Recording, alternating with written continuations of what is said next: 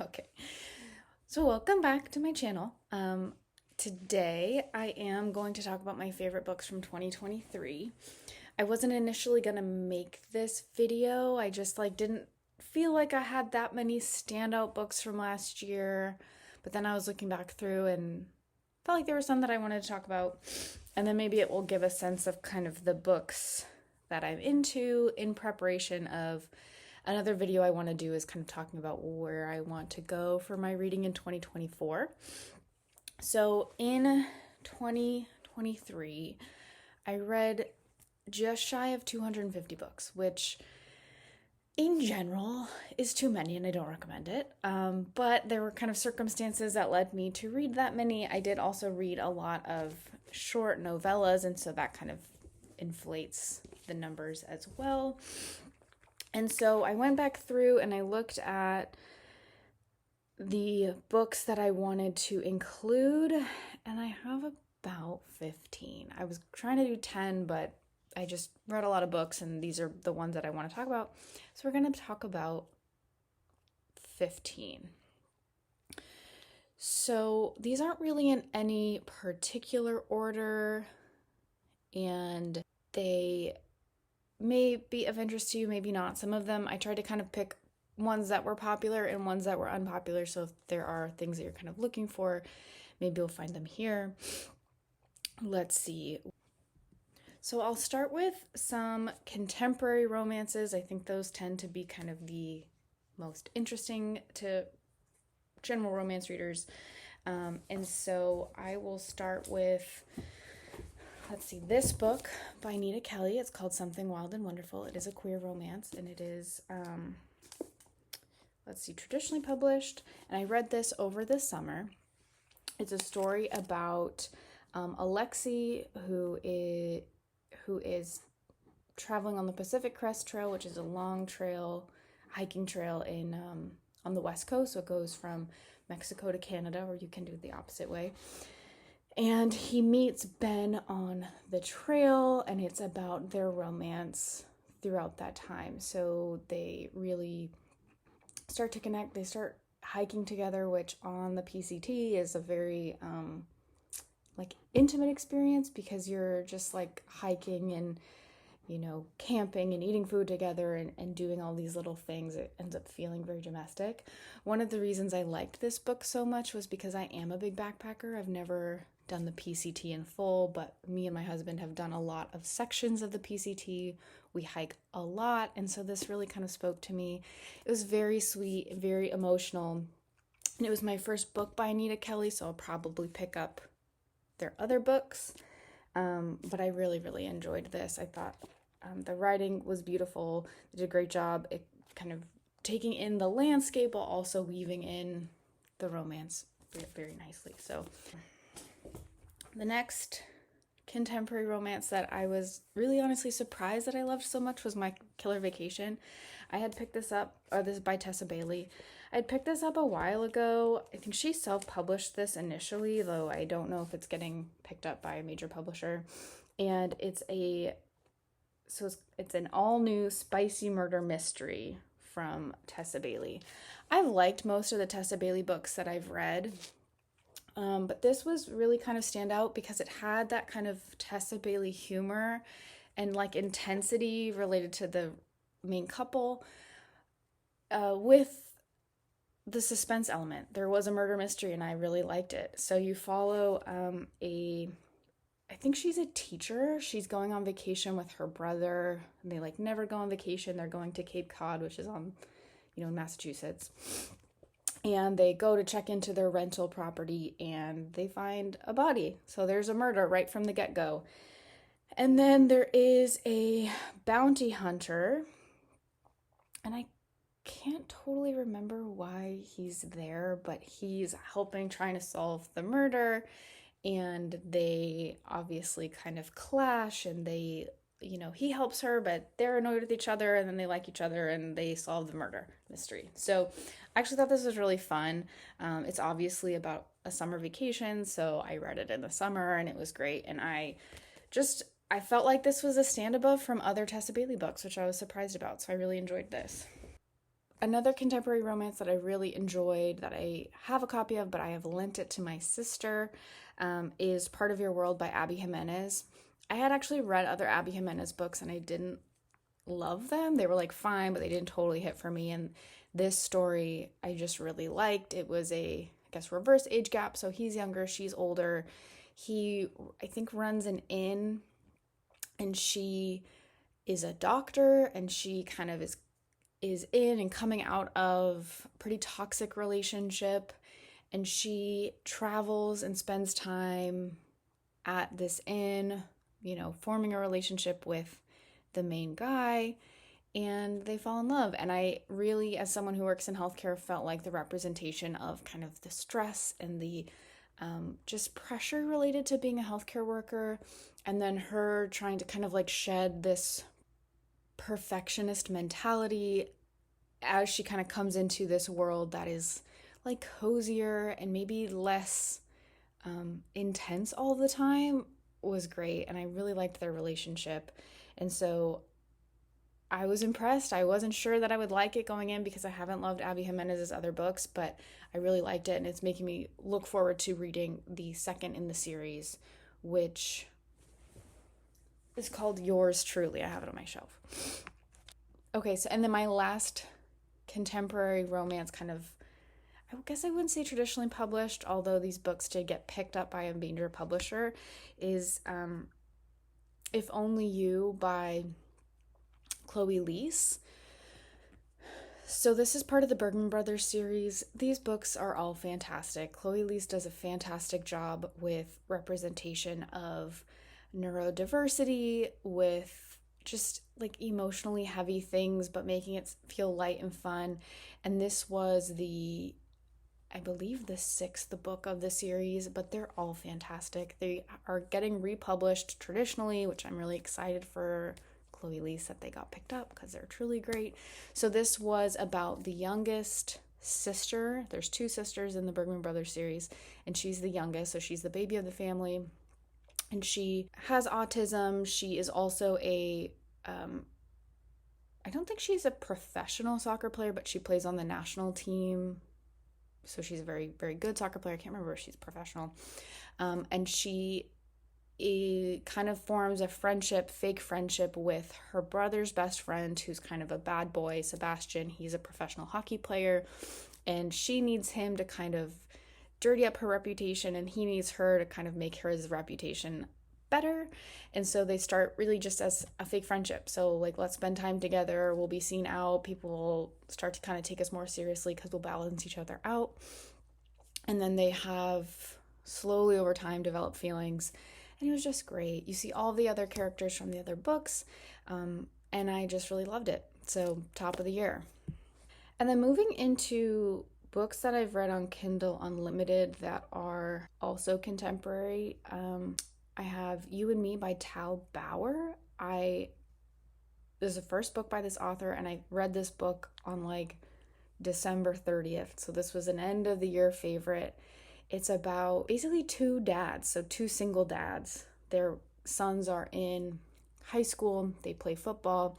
One of the dads is named Luke, and his wife passed away, I think about a year ago. So he's like coming out of this grief. He's disconnected from his son and really having a hard time. And he starts volunteering with the football like booster club, so to volunteer at the games for the kids. And one of the major volunteers is another single dad named Landon, and he is openly gay and has a son who's like the rock star of the team, and they have a great relationship with each other. And so really this story includes their relationship, and that's a big portion of it, but it also includes how Luke reconnects with his son and how he learns how to really be a dad again after going through this kind of family trauma with them together.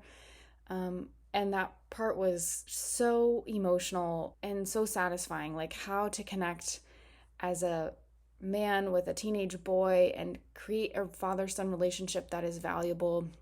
And then on top of that, you have Luke and Landon developing their relationship in ways that are also deeply emotional. So I was just completely blown away with this story. There was so much that I enjoyed and really, really appreciated, and it was just like, it was so well done. I'm incredibly excited to read more from this author this upcoming year. So that I read on Kindle Unlimited. So I read I Married a Merman by Regine Abel. This was my year of the like speculative monster romance, and I have no regrets. Many of these stories are fantastic. The way I explain monster romances or speculative romances, alien romances, Ice Planet Barbarian, it's essentially like a cross-cultural romance, right? You have two main characters who really don't understand each other. They come from completely different backgrounds, and maybe there's some initial kind of connection, feeling despite these cultural differences, or even just attraction, and then the book is spent trying to figure out how to connect with each other. So I haven't read all of this series by Regine Abel. Let's see how many books there are. But these are really the first ones that I kind of got into in terms of like really kind of speculative romances. So there are 9 books in this series, and it goes through, like, the premise is that there's a mating agency. So it is like a dating agency, but it combines, or it tries to match 2 individuals so they thrive in the relationship and on different planets that, not every creature can survive on all these different planets. And so the I Married a Merman I really liked because it was really the main love interest, or I should say the main female love interest, Nira. She's a human, but she has this like strange illness that they can't diagnose. So she kind of has like a chronic illness rep in this book. And through this mating agency, they find, well, maybe she'll do better on this other planet where they're mer people. Like maybe that has something to do with it.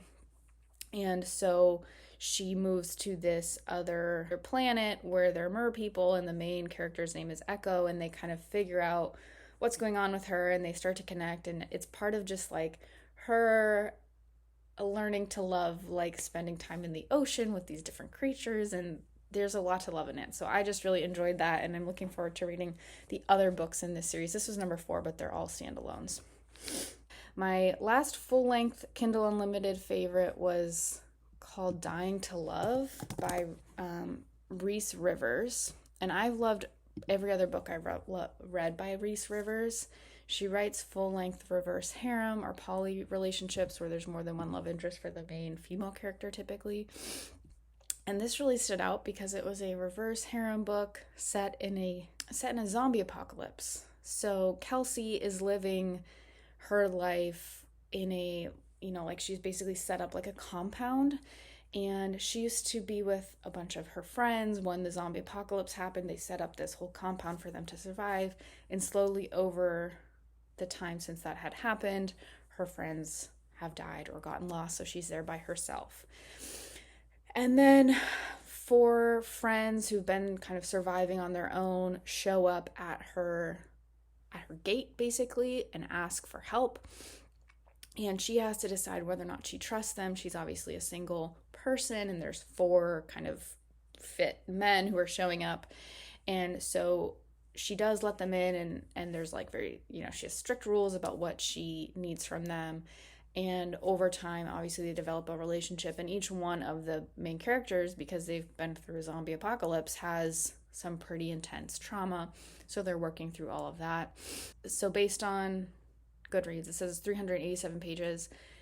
The relationship and character and emotional development in this story with the background of a zombie apocalypse was so good. I don't know how this author, Reese Rivers, is able to develop multiple romantic relationships that to me feel real and fulfilling in one standalone book, but every single one I've read, she has done it, and this one was so fun because I've never read a romance novel set in a zombie apocalypse. And then my last Kindle Unlimited favorite, and this is an all-time favorite author for me, is basically anything that Cassie Mint writes. So Cassie Mint is I think she only writes ebooks, and they're all on Kindle Unlimited, and they're between 50 and 80 pages, so they're novellas. And every single one works for me. So I'm not even going to pick a favorite. I'm going to put some favorites on the screen, but I feel like I can get away with that because they're only 50 to 80 pages. Cassie Mint somehow writes a full-length romance in 80 pages, and I don't know how she does it. They are like little book nuggets of dopamine for me. The characters feel well developed. They feel real and connected to each other. If you read her Goodreads, it technically says insta-love, but really what it is that these characters most of the time have known each other before we start the book, so they're not just meeting for the first time. There's some history there, and she makes it feel like we've been there the whole time, that we're not just picking up right at page 1. We've been there the whole time they've known each other, and then so by the time they get together, which can be on page 30, it feels earned. And I don't know how she does it. It's like, I've heard people on Book Talk say it's like cracking a book. That's what these feel like to me. So I highly recommend literally anything she writes. And this year I have read almost all of her backlist, which is about 130 books. So they're so good. Okay, now I'm going to start talking about just some other kind of hard copy, not, popular contemporaries. I have It Happened One Summer by Liese Kleypas. This is a very popular book, so I'm not going to pretend this is like a deep cut. But this is an older book. It's a historical by Liese Kleypas, and it's part of the Wallflower series. I'll probably end up doing a video about Liese Kleypas at some point just because all of her books rock, or many of the ones that I've read are really, really good. But I hadn't read the Wallflower series until this year. I've read 3 out of the 4 now. This one was my favorite out of those 3. So the Wallflower series is essentially, let me back up. So the Wallflower series is about 4 young women who are wallflowers in Regency England, right? So Regency era is like it's a favorite for historical fiction or historical romance. So this is London in 1843. And so there's reasons that they're all wallflowers. So one, Annabelle is like beautiful and lovely, but she's poor. Lillian, who's the main love interest in this, and her sister Daisy are kind of new money Americans, so they are viewed as kind of crude, and they just really don't fit in with kind of the old aristocracy in England. And then Evie is also beautiful, but she's incredibly shy. She doesn't have a rich family, and she has a stutter. So each of the books follows one of those 4 women. So this one's the second one, and it follows Lillian, who is she's an older sister of Daisy. She's American. She's very brash. She never bites her tongue. She speaks her mind always. And then the main male love interest is Marcus, who is Lord Westcliff, and he is just like a buttoned up, starchy, wants his way all the time kind of guy. And so you basically see them clashing throughout this whole book, although it does set itself up in the first book. And there's not a lot that kind of in my head in terms of a plot really stands out. I just loved these characters so much, and at the beginning you're like, there's no way, how is Liese Kleypas going to make it seem like these two should be together, right? We love banter and a kind of haters to lovers, but they really seem to dislike each other. And so it's true in that sense of they really didn't like each other at the beginning, and then somehow Liese Kleypas weaves this web to having them love each other by the end. So this one just really worked for me. The first and the third one are also great, Annabelle and Simon, and that one has a really fun plot. What Liese Kleypas does is often the characters spend a lot of time in the English countryside, which I am obsessed with. So they spend a lot of time outside. They go on these long Pride and Prejudice walks with each other. They spend time in these big airy countryside mansions. So that's the vibe of these books, and were really fun. I talked about this one in my first video, that I read The Last Mile by Kat Martin. This was my first Kat Martin book, and I listened to it on audio while I was while I was backpacking, and it was just the best time ever. I had so much fun. It's a super campy, like almost too ridiculous read, but I was obsessed with it. So I ended up getting a used hard copy from thrift books. And just to repeat briefly what the synopsis is, there's Abigail, who her grandfather has been searching for this treasure forever and he couldn't find it. It's called the Devil's Gold. So he leaves her some clues and she feels like it's his life work and she needs to finish this for him. So she engages the help of Gage. His name is Gage. We love a silly male main character name, who is he's a professional treasure hunter. And so he engages her help to find this treasure. And their dynamic is like really intense. Gage is like overbearing and demanding, but like Abigail won't let him do things for her, so she wants to be part of the team, even though of course it's dangerous. And then they end up traveling to all these different places. They like end up, I think, in Arizona. They go to Mexico. There's like bad guys everywhere. They're constantly being like chased, and it was super fun. I had a great time. And so this is actually the second book of this series, but they're standalones. I read the first one and it's not as good. This one's like really good. I thought it was a really fun time. So like different vibes than the others, but again, we're here for the camp. This book is super campy and I was obsessed with it. Speaking of camp, my, I guess, last romance book that was on my favorite is Maya Banks' Colter's Gift. If you've never read Maya Banks, it's a super campy time. This is the last book in the Colter's Legacy series, which is essentially like mostly reverse harem books. Before that was what they were, so you could call them like menage, where the main love interest has multiple partners. So this was published in 2013. And this is the last book. I'm putting this on here because it was the only one that I read for the first time this year, but I really like this whole series. There's something like warm and cozy about it, which sounds ridiculous because there is a lot of suspense in these books, but it takes place in like a small town in Colorado. They're constantly like, you know, cozying up in a warm cabin in the middle of the woods. And then a lot of these books really focus on like the male love interest really helping the female love interest heal from whatever her trauma has been. And I think that can be not everybody's taste, but it's done in a way that works for me, in the sense that it's like, let's provide this main female love interest with physical safety and emotional safety for her to kind of grow into herself and recover from whatever hardship she went through. And so in this one, it's Lauren, who has basically come out of a abusive relationship. The one thing about Maya Banks is that there is like on-page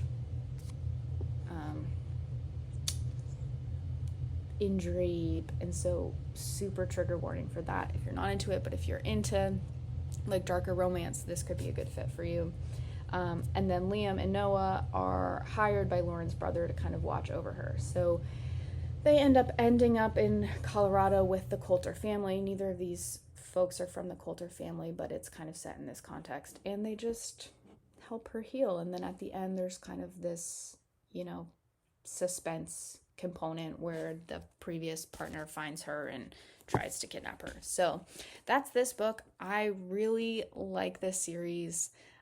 It definitely won't be for everybody. So if you don't think it's for you, don't pick it up. But I don't think I've ever seen anybody talk about the series, so I figured I'd put it on here. And then my last my last fiction book is actually a graphic novel, and it's, oh look, I got it from Target, all these Target stickers. It's The Princess and the Grilled Cheese Sandwich. So I saw this at Target. I'd never heard of it before, and I just couldn't resist. And it's about this character, Lady Kevin Bear. It says she wants to live life on her own terms without marriage. It says, well, without marrying a man, that is. So this is a queer romance. She ends up going to the Kingdom of Fromage disguised as Count Camembert. So she disguises herself as a man, and then she basically falls in love with Princess Bree. It kind of follows them as they first develop a friendship and they fall in love with each other, and then that kind of fallout as to what happens when Bree finds out Cam's real identity. So I'm using the pronoun she because it does come out at the end that Cam, is comfortable being a woman but is attracted to women, and so in the context of this being like some make-believe kingdom that has old rules, it's a problem. Now the art in this is like absolutely lovely. I was obsessed. I'll show you some pages. So that's Cam and that's Lady Bree or Princess Bree, and it was really cute and I liked it a lot and the art was fantastic. And then you get to the end. Okay, this is the last page. It doesn't give anything away, but look at how cute they're eating grilled cheese sandwiches. That this is about really kind of the author and her wife. And so it's based on, their kind of relationship, which I love. So you can see that's the author and her wife. We're here for queer sapphic love. So I really like this. I also haven't seen this anywhere. It was lovely. Obviously, quick read because it's a graphic novel, but it was great. And then lastly, this ended up being a long video, but I do want to talk about a couple nonfiction picks. I didn't read a lot of nonfiction this year. It's something I do want to change in 2024, but I have two. I have Wintering by Katherine May, and then Trauma Stewardship, which is by Laura Vandernoot Lipsky. Laura Vandernoot Lipsky. So I just finished this Wintering. It's called Wintering, The Power of Rest and Retreat in Difficult Times. And it's a pretty short little book. It sounds like a self-help book, but it's more of like kind of a memoir laced with some little, I guess, informationals about like cold plunging in the Aurora Borealis and like Scandinavian like ritual. So it was really great. It was one of those kind of reading the right book at the right time. It was really just about the importance of slowing down and how in life, if we push constantly, if we try to be productive every second of every day and we don't let ourselves winter, where we slow down and we turn inward and we sleep more and we eat delicious food and just do the things we need to do to take care of ourselves, then we're going to end up in a worse place. And so this was like, I was explaining this to someone as like cozy depression, which sounds ridiculous, but just a lot of permission giving of saying like, it's okay that today's not your best day. Get a cozy drink and sit on your couch, pet your dog, hug your loved one, and that's okay. So this was really, I needed it when I read it, and it was great. And the last is Trauma Stewardship. So I work in healthcare. I do a lot of trauma-informed care work, and I had been meaning to read this for a while. You can see my tabs here. Great. This isn't probably like just for anybody, although it is written in a way that you could read this as a regular person. But if you do any helping profession, so you're a therapist, you're a teacher, you work in healthcare, this is a really, really valuable book. Okay, so this is at the beginning. This is like on the first page. And it says, by developing the deep sense of awareness needed to care for ourselves while caring for others in the world around us, we can greatly enhance our potential to work for change, ethically and with integrity for generations to come. And then it also says, the more we try to protect ourselves through not being fully present to what is unfolding in our lives, the more we feel the effects of trauma exposure. As you take this in, waste no time in being self-deprecating or in indicting others. Be as open-hearted and open-minded as you can. When we lose compassion, our capacities to think and feel begin to constrict. If we are going to work optimally on this journey, we will need thinking and feeling in abundance. And the more you can laugh through these chapters, the better. So this is just something that I really work towards and have deeply integrated into my general life and into my work in healthcare, and was a great, great book. So highly recommend. So those are all my favorite books from 2023. I'd love to hear about any books that you loved. I am always looking for new recommendations. My next video, I think, will be about what I'm looking to do in 2024 in terms of reading changes, updates, things like that. But hopefully this gave you a good sense of my taste in books, and I am looking to grow into 2024. So I look forward to hearing from you. I'd love to hear about your favorite books, and I hope to see you next time. Thanks.